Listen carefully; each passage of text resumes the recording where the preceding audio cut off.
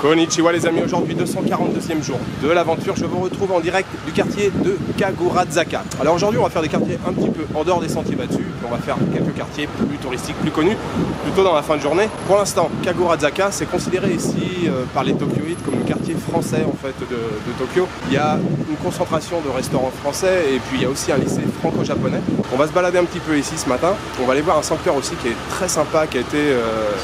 donc c'est un vieux sanctuaire, mais il a été redesigné en, je crois, 2010 par Kengo Kuma, qui est un grand architecte japonais. Et puis on va continuer tranquillement notre balade. On filera ensuite dans le quartier de Jimbocho, qui est pas très loin. On va prendre probablement encore un métro pour y aller, mais c'est pas très loin. On va dire que c'est à peu près dans le même espace quand on regarde la gare de Tokyo. Jimbocho, c'est le quartier où on a voulu aller il y a quelques jours, mais les magasins c'était déjà fermé en fait. C'est réputé pour...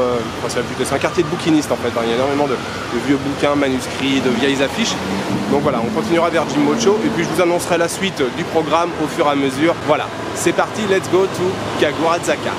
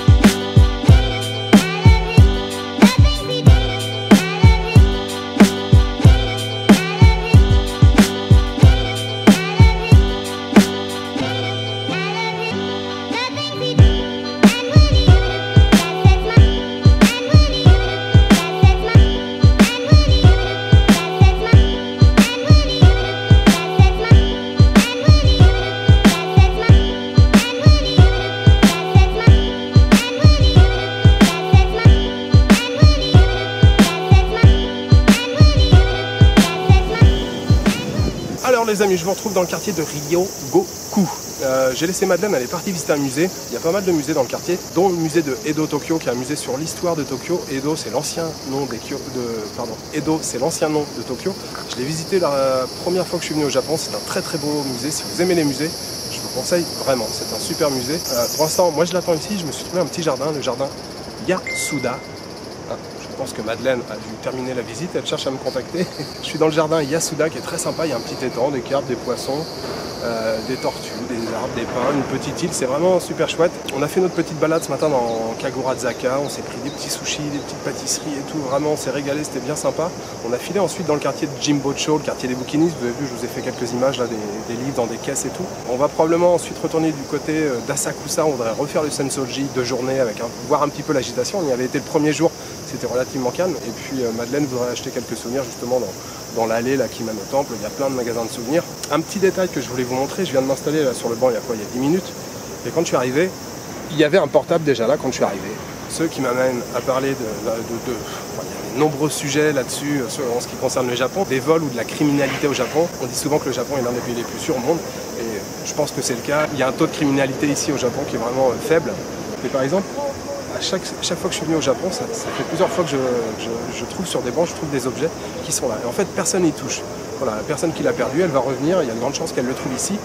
S'il n'est pas là, ça veut dire qu'il y a une autre personne, une personne japonaise qui l'a trouvé, qui l'a probablement emmené au Koban. Le Koban, c'est des petits postes de police qui se trouvent dans tous les quartiers, presque dans tous les pâtés de maison.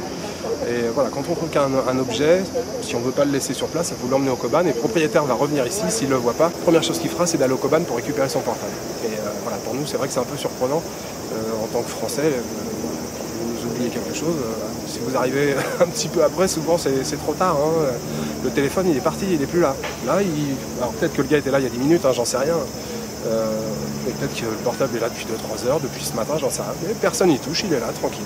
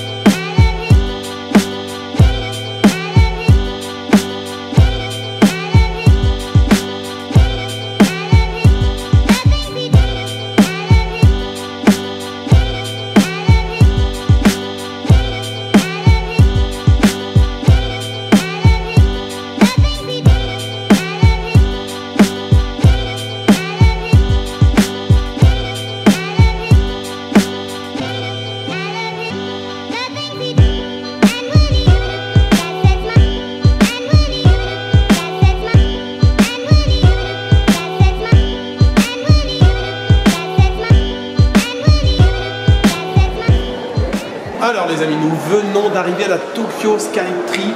C'est Grand Tour à Tokyo, 634 mètres de haut. On va grimper en haut à l'observatoire. Il y a deux observatoires, un à 350, un à 450. On va aller à celui de 350. Je suis allé, non pas la dernière fois, mon premier voyage. Il y a une vue de malade. Alors au départ, on voulait faire un petit peu la fin d'après-midi et la nuit. Mais il fait déjà nuit, donc ça sera que la nuit. Mais la vue là-haut est vraiment splendide. Donc c'est parti, petite vue sur Tokyo.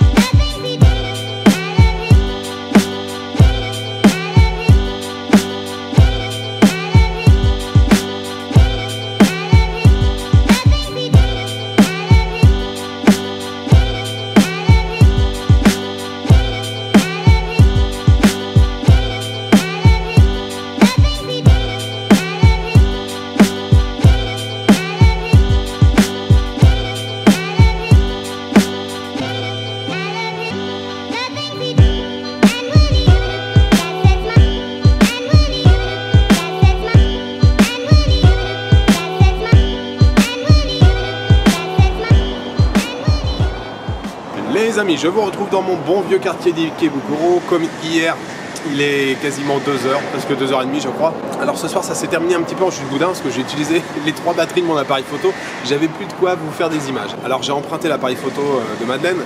Mais bon, elle aussi elle fait des photos, donc voilà, j'ai fait que quelques images seulement. Après le tour à Asakusa, on a profité du Sensoji avec un petit peu plus d'agitation, même si j'ai trouvé que c'était relativement calme ce soir au niveau de la fréquentation, enfin au niveau du monde, de la foule. On a terminé la journée à Odaiba. Odaiba, c'est une île artificielle qui est consacrée ici à Tokyo, on va dire au divertissement. Il y a pas mal de malls, des parcs à thème, des choses comme ça.